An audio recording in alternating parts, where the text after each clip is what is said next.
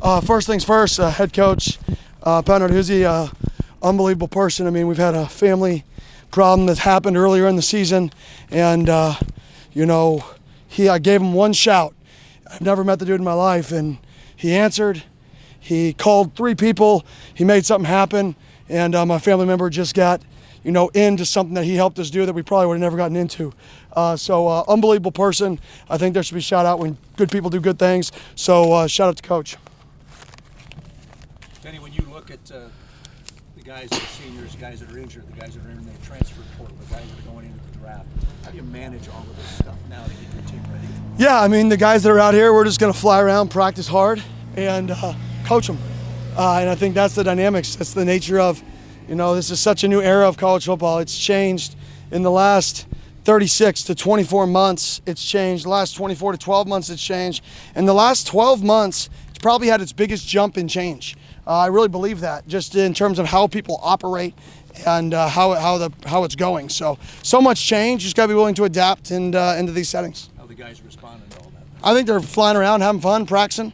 You guys are out here. You guys see, it doesn't look like they're forced to be out here. It looks like they're flying around, getting better. Are you glad to have the Michigan stuff kind of behind you now? Well, I mean, it's a great, like I said, this profession is absolutely wild. And it's just a wild profession. It's a wild industry right now. It's just nuts. What are the important things, like, to a head coach in promoting stability within your operation? Yeah, I think one thing for stability is your assistant staffs, the support for them, the support for your players, right? And this nature of the arms race, right? You got to get the arms, right, to be competitive or even field a team, to retain a team. You have to, keep up with the Joneses when it comes like that. And then longevity, in this crazy era of college sports, longevity is security. Security is protection for if there's something bad that happened, and you got to be able to, bounce back another year later. This profession's so volatile that a security is a critical piece on top of those two things that are needed to actually build and continue to grow a program in the climate of chaos. Have you started to look at Duke at all? Are you working on that now? Yeah, we've looked at Duke. We've worked on it pretty good. This last day, we'll go in today. We'll kind of regather our thoughts even more. And they're a good football team. I mean, you don't win one of the Power 4 conferences on accident. And this is a team that has hosted a championship trophy in one of the 4 Power 4 conferences. And great challenge. Kenny, you've talked about the college football being kind of a mess right now. You've also talked about some of the things with this team being what's right with college football, like Jeff Sims. Do you make a conscious effort to have your program be the what's right with college football? No, I just think you treat people right. I think it's nobody's doing it right, nobody's doing it wrong, right? Everybody's just doing it different, right? Because there's so much chaos right now. And, it's kind of like the tech boom, right? Is so much money is being poured into it from different places, right? It's a battle to grow the fastest, right? And some people, you could be here today and you could be at the bottom tomorrow overnight. And you've got to be able to protect yourself from that. Not just for yourself, but for your staff, for your players. You've got to be able to protect that. Otherwise, just like the tech boom, something that a website you go to every day, right? You look at it the next day and it's like, what's that, like 401 code or whatever? You're like, that's not even a website anymore, right? It got bought out and closed by the bigger company, right? Because they don't want the competition. And that's kind of the world we're in a little bit right now, is the tech boom of college football. And you've just got to be ready to change and just hope you treat people right along the way. Are you surprised to see the number of quarterbacks that are entering the portal each year? Not at all. I mean, absolutely not at all.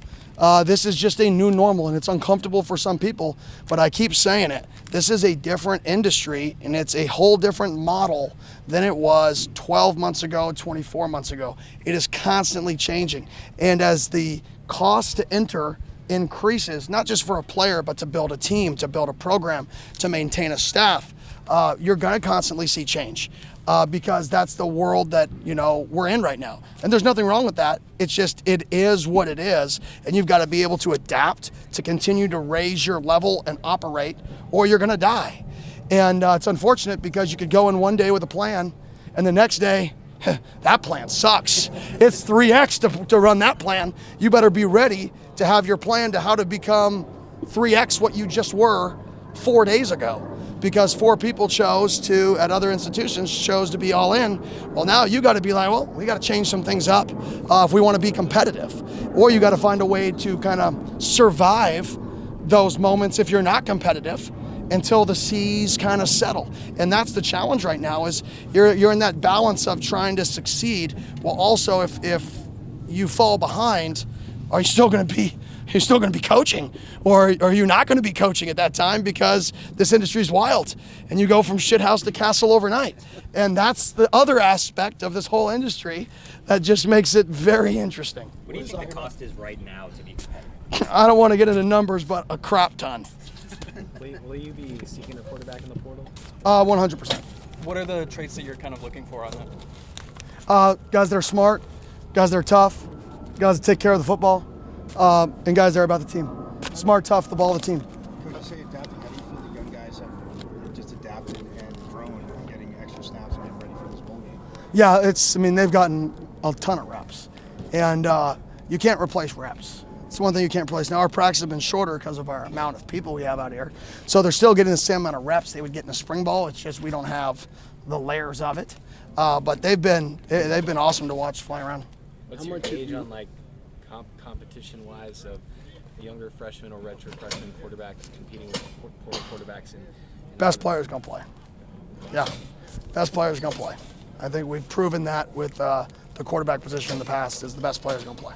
Coach, I don't know if you've seen all the uproar on Twitter from fans about the panic and ideas of losing a coach like you in 3 short years. What does that mean to you that the fan base is already just so all in? To be honest, I don't go on social media a lot this time of year. I usually go on in the off seasons, or if I go on, it's specific because somebody sends me something, like, hey, this is a edit that somebody, is going pro. And I click on it, I quote tweet it, I turn that thing off. And then I repeat, right? So usually I get sent things, and that creates my activity on social media. It's not me in like the scroll world. So I really don't know what's happening in the scroll world. I'm more in the get sent something, I'm like, oh, all right, I need to comment on that thing. Like, that's pretty cool, right? And sometimes I get fun things from my friends, and I comment on that, right? But I'm not, it's like a layering of social media. It's like a filtration system of friends and family for social. So I couldn't tell you, but yeah, you can see the city's bought in. The city loves what this program is doing right now.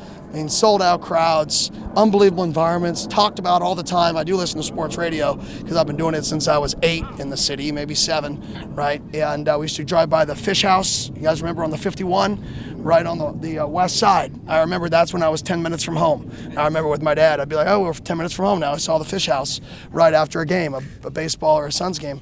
And yeah, so that is pretty cool to see a city as excited as they are. Well, I can tell you there is panic on social media. Is there any part of you that wants to try to put that to bed for the fan base?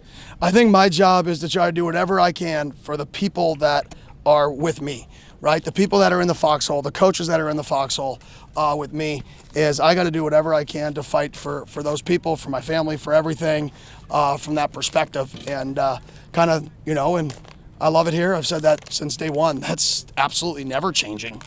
Absolutely never changing.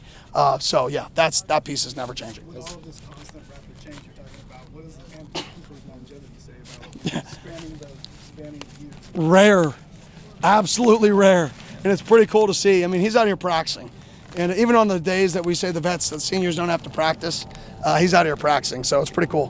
What's the limit on practices now for the bowl game? There's really no limit.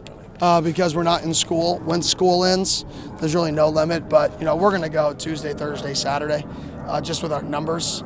Originally on the schedule, I had 5 days a week, but that was probably a little much. You guys good? Anything else? We got Coach Ward, and also got Coop, who played in the Sun Bowl in 2019. All right, got one more? Just with the numbers out here, how does that impact game planning for El Paso? Yeah, well, you're not going to be able to practice like you normally practice. It's mainly going to be good on good and then walkthroughs once we get into a game plan. Thanks. Thank you. Thanks.